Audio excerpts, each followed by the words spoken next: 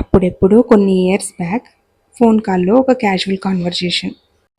"ప్రచ్చు, ఇంకో 2 ఇయర్స్‌లో మనం పెళ్లి చేసేసుకొని ఒక చిన్న ఇల్లు రెంట్‌కి తీసుకుందాం.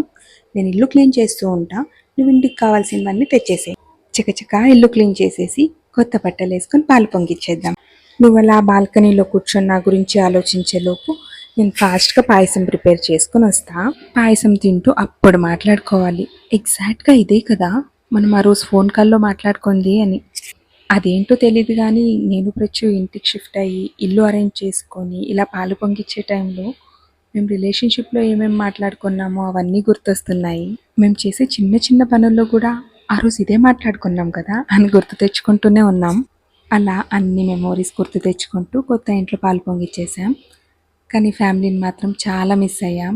అమ్మ, నాన్న, అత్త, మామ వాళ్ళు ఉండింటే ఇంకా బాగుండేది అనిపించింది. హోప్ ఎంత వీలైతే అంత తొందరగా మేము సౌత్ ఇండియా వెళ్ళిపోవాలి అని కోరుకుంటున్నా. ఎనీవే, చాలామంది హోమ్ టూర్ గురించి అడుగుతున్నారు. ఇంకా ఫిగర్ అవుట్ చేసేది చాలా ఉంది. మేము ఇంకా అరేంజ్ చేసుకోలేదు. వన్స్ ఎవ్రీథింగ్ సెట్ నేను డెఫినెట్గా మీకోసం హోమ్ టూర్ చేస్తా. ఇదంతా సరే కానీ ఈ కొత్త ఇంట్లో మాకంతా మంచి జరగాలి.